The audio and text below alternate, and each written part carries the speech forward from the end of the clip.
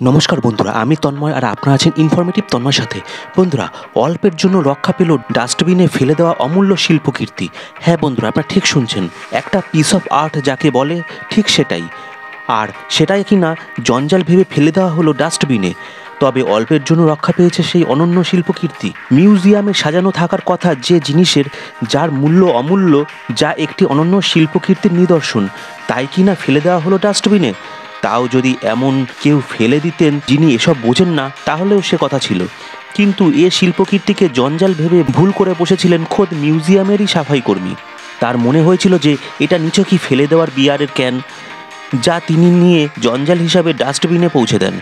এরপর সেই ডাস্টবিনের বাকি জঞ্জালের সঙ্গে সেটি পৌরসভা জঞ্জাল সাফাইয়ের গাড়িতে উঠে গেলে তার আর হদিশই পাওয়া যেত না। হয়তো চিরদিনের জন্য শেষ হয়ে যেত সেই শিল্পকীর্তি, কিন্তু তা হয়নি। শেষ মুহূর্তে রক্ষা পায় 1988 সালে ফরাসি শিল্পী আলেকজান্দ্রে লাভেতের তৈরি একটি অনন্য শিল্প।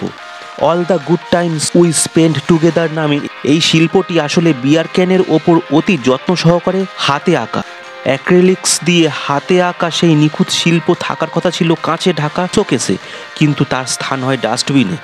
LAM নামে একটি ওলন্দাজ মিউজিয়ামে এই ঘটনাটি ঘটেছে, যা প্রেস রিলিজ হিসাবে প্রকাশও করেছে ওই মিউজিয়াম কর্তৃপক্ষ। তারা জানায় যে ওই শিল্পকীর্তিটি যে তার নির্দিষ্ট স্থানে রাখা নেই, তার নজরে আসে মিউজিয়ামের অন্য কর্মীর। শুরু হয় মিউজিয়ামেই তন্ন তন্ন করে খোঁজ। এমন এক অনন্য শিল্প হারিয়ে যেতে দেওয়া যায় না। অবশেষে তা পাওয়া যায় ডাস্টবিনে, যার মধ্যে জমা হয় জঞ্জাল। কিছু পরেই বাইরে ফেলে দেওয়ার কথা ছিল সেগুলোর। তবে তা ফেলে দেওয়ার আগেই শিল্পকীর্তিটি উদ্ধার হওয়ায় বেজায় খুশি মিউজিয়াম কর্তৃপক্ষ। তাহলে বন্ধুরা, আজকে আপনারা জানতেই পারলেন যে LAM নামে একটি ওলন্দাজ মিউজিয়ামে এমন একটি ঘটনা ঘটেছে যেখানে একটি অতি পুরনো প্রাচীন শিল্পকর্মকে ফেলে দেওয়ার জোগাড় হয়েছিল, কিন্তু তা পরে উদ্ধার করা হয় এবং যত্ন সহকারে এখন আছে ওই ওলন্দাজ মিউজিয়ামে। বন্ধুরা, আজকের ভিডিও আপনাদের কেমন লাগলো কমেন্ট করে অবশ্যই জানাবেন। ভিডিওটা ভালো লাগলে একটা ছোট্ট লাইক দিয়ে দেবেন।